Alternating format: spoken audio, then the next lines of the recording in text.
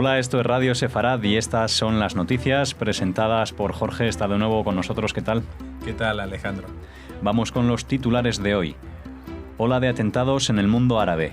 Estambul, El Cairo y Mogadiscio. El ataque israelí en Siria de la semana pasada fue para evitar la entrega de armas químicas a Hezbolá.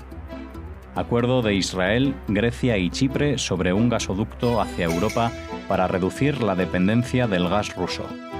Estados Unidos pide a Israel que acepte a un preso de Guantánamo que participó en atentado terrorista en Kenia en 2002.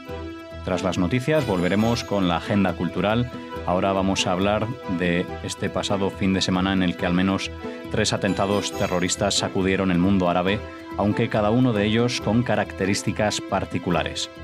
El sábado por la noche, la ciudad turca de Estambul tembló con un doble atentado en las inmediaciones de un estadio de fútbol con 38 muertos, de ellos 30 policías y 155 heridos, perpetrado por un grupo escindido del PKK kurdo.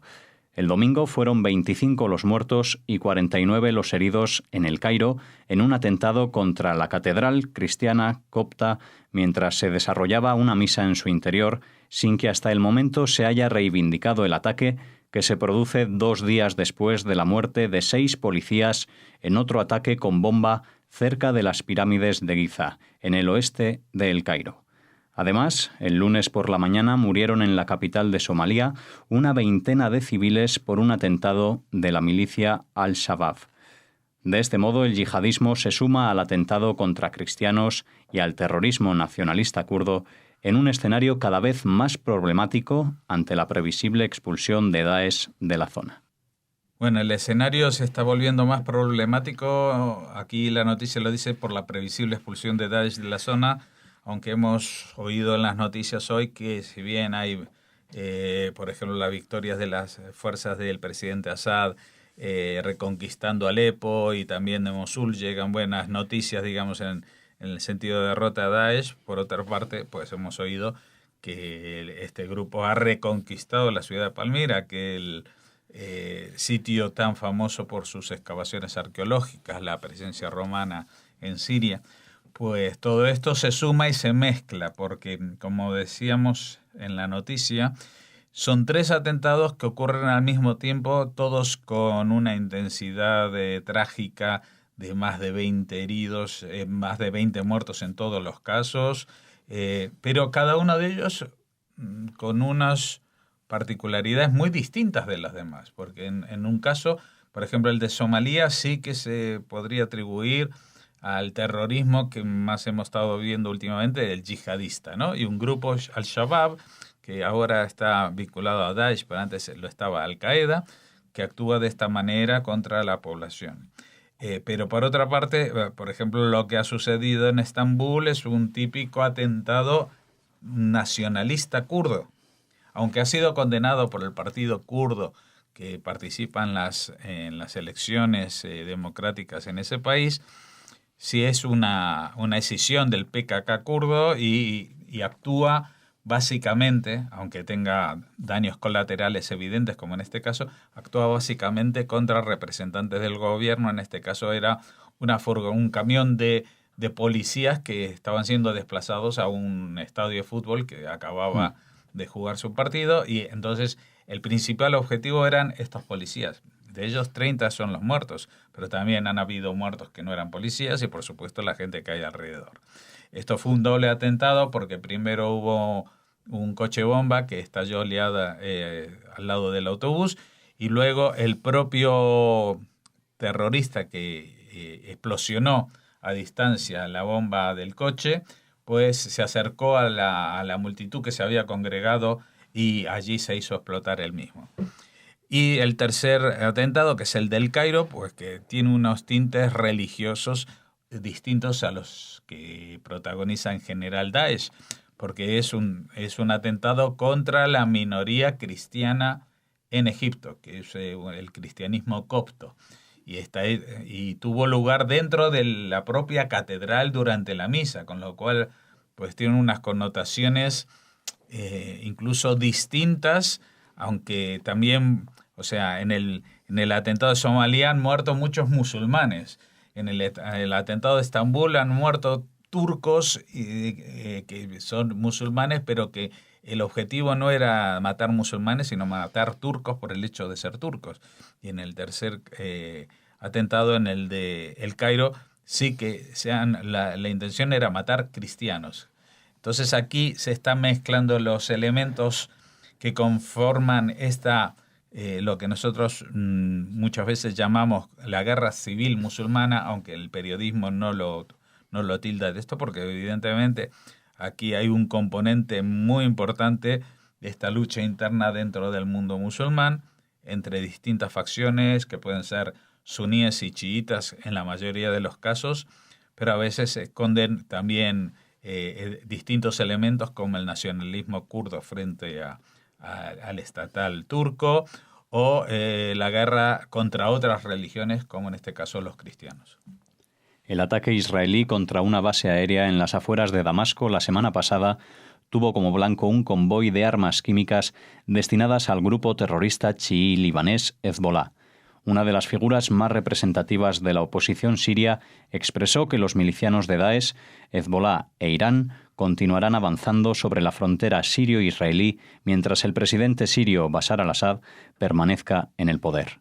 El ministro de Defensa israelí, Avigdor Lieberman, realizó recientemente un raro pero impreciso reconocimiento sobre lo que se ha hecho en Siria, indicando que los ataques recientes tuvieron como propósito mantener armamentos avanzados, equipos militares y armas de destrucción masiva lejos del alcance de Hezbollah. Sí, esta es una declaración de este representante de la oposición en Siria. Evidentemente no es una noticia confirmada por observadores en el terreno, etcétera, etcétera, ¿no?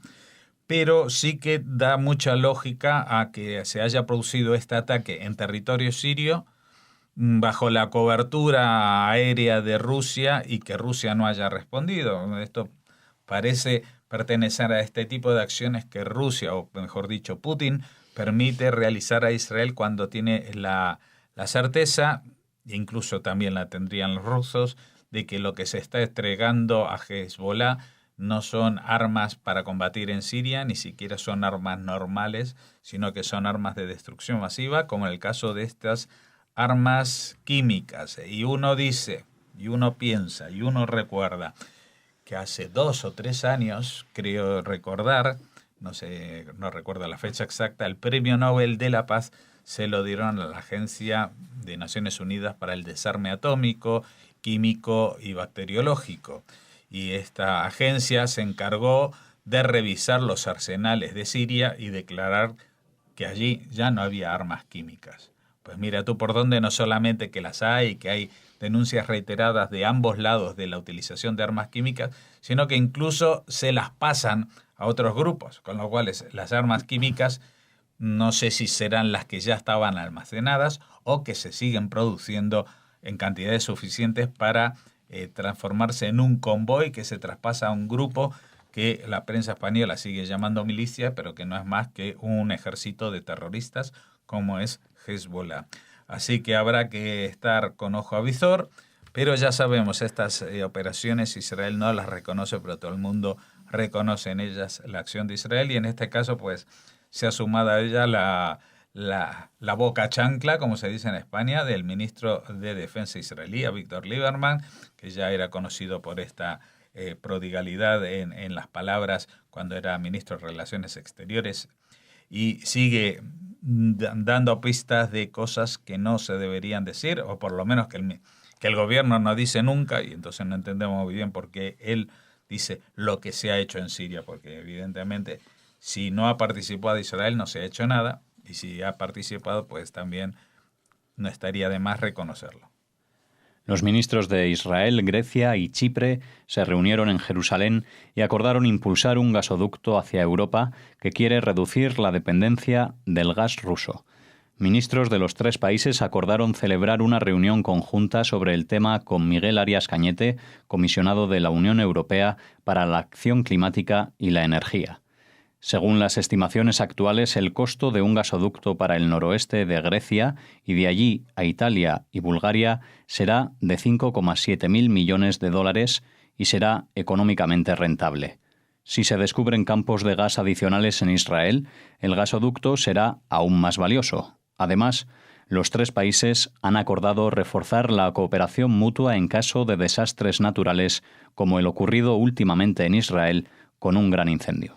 Sí, la verdad, en este sentido, pues me alegra a mí particularmente que Israel esté mejorando sus relaciones justamente con los países vecinos. No todos los países vecinos son árabes y el mar abre nuevas fronteras hacia el oeste, ¿no? También hay una reconciliación con Turquía, pero es más voluble, como hemos visto en el pasado.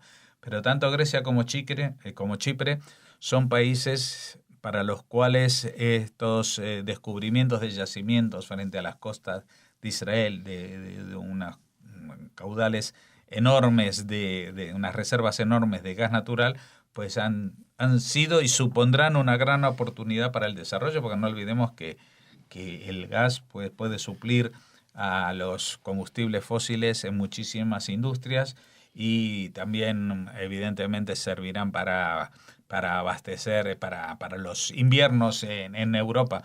Pero digamos que para países mediterráneos como Grecia, Chipre o de lo que se habla aquí también Bulgaria e Italia, pues esto puede ser una inyección para el desarrollo industrial de sus economías, que ya sabemos en estos tiempos están bastante de capa caída.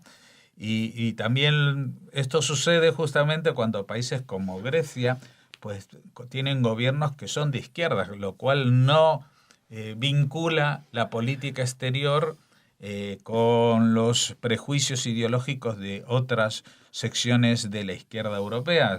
Sin ir más lejos, pensemos a los grandes valedores del gobierno de Tsipras en las elecciones griegas aquí en España, fue justamente Podemos, ¿no? Y la actitud de Podemos hacia Israel dista mucho de tener ningún tipo de referente de cooperación, como en este caso cooperación económica, cooperación energética y, como también acaba la noticia y destaca, también cooperación en la ayuda ante desastres naturales como la que recibió Israel de Chipre y Grecia, los más rápidos o casi más rápidos en cuanto tuvo hace unos 10, 15 días esta emergencia por los incendios forestales. Terminamos las noticias hablando de Estados Unidos, que le ha pedido a Israel que acepte y procese a un ciudadano keniano que se encuentra detenido en la cárcel de Guantánamo por su presunta participación en el mortífero atentado terrorista en 2002 contra un hotel de propiedad israelí en Mombasa, Kenia. El ataque incluyó además un fallido intento de derribo de un avión de pasajeros israelíes mediante misiles tierra-aire. El ataque en la capital africana produjo 13 muertos, 3 de ellos israelíes y otros 80 heridos. El preso fue detenido en 2007 y entregado a las autoridades estadounidenses sin que se le presentasen cargos hasta ahora. Israel ha mostrado interés en aceptar el reo, pero su traslado se ha demorado desde hace meses porque el FBI se niega a compartir las confesiones que hizo el recluso durante los interrogatorios en 2007. Sí, esta noticia realmente a mí me ha impactado porque uno dice, vale, Guantánamo, el gran tema que prometió en su campaña, no solamente siendo presidente Obama, que iba a cerrar Guantánamo. Y estamos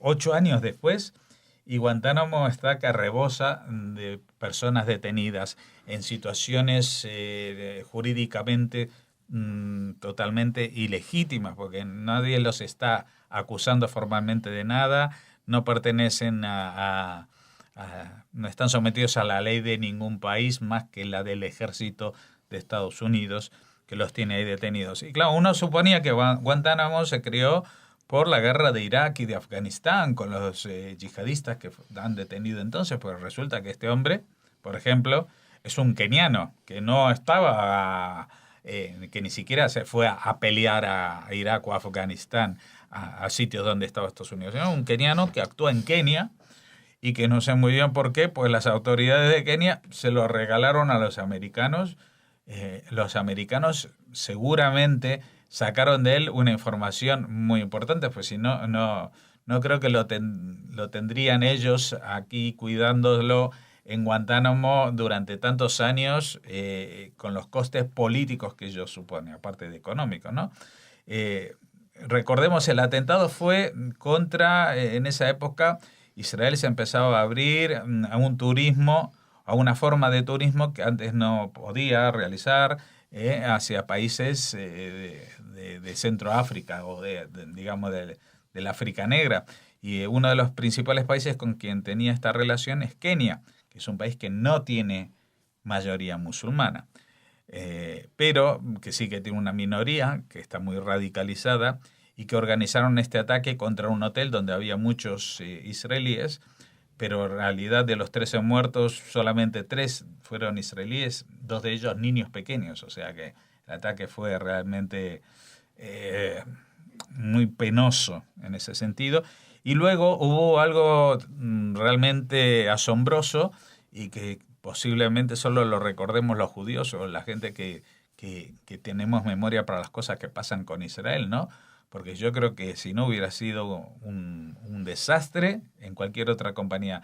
Estos estaban viajando con una compañía que no es el Al, la compañía de bandera, pero sí una compañía israelí con sus pilotos israelíes, que los pilotos israelíes no solamente se forman, hacen un curso de piloto civil, sino que muchos de ellos han pasado por los ejércitos de Israel y por la Fuerza Aérea Israelí, que es de las mejores del mundo.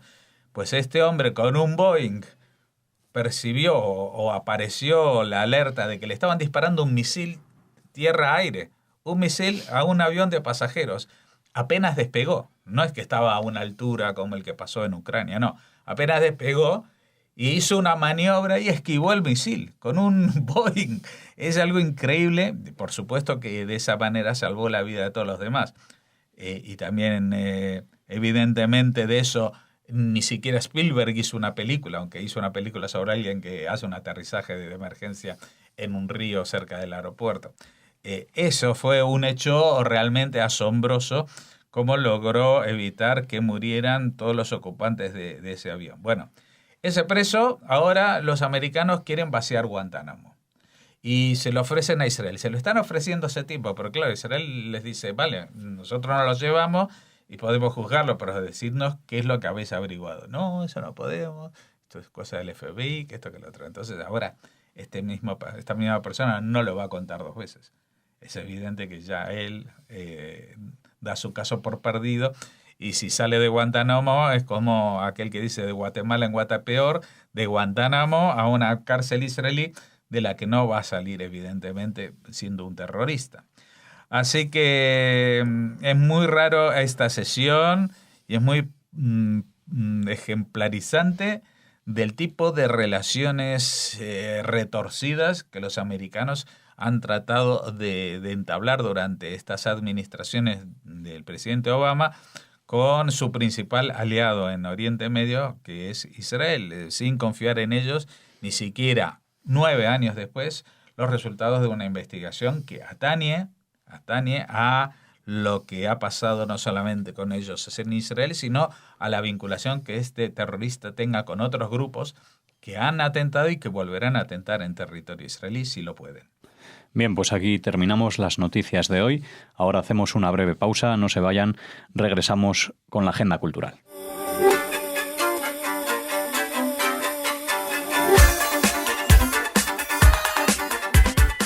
Bueno, regresamos ahora con la agenda cultural. Damos la bienvenida a Raquel. ¿Cómo estás? Alex. Hola, ¿qué tal?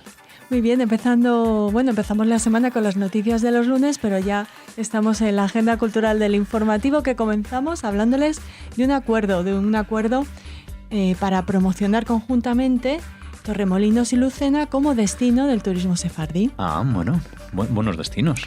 Los alcaldes de Lucena y Torremolinos, Juan Pérez y José Ortiz, respectivamente, han firmado este acuerdo de colaboración entre ambos municipios para impulsar la actividad económica a través del turismo sefardí.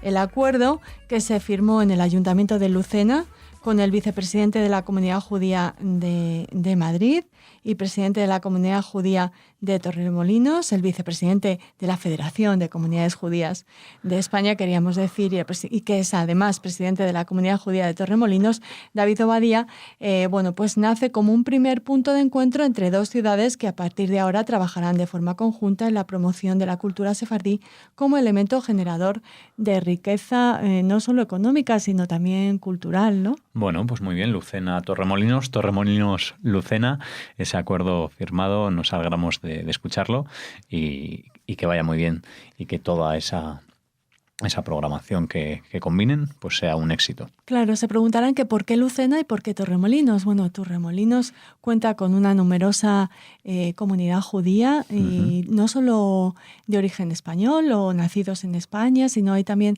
representantes de otros países que han elegido, el clima maravilloso de Torremolinos, que Torremolinos sea para quedarse ahí. Es una de las comunidades judías españolas con más tradición.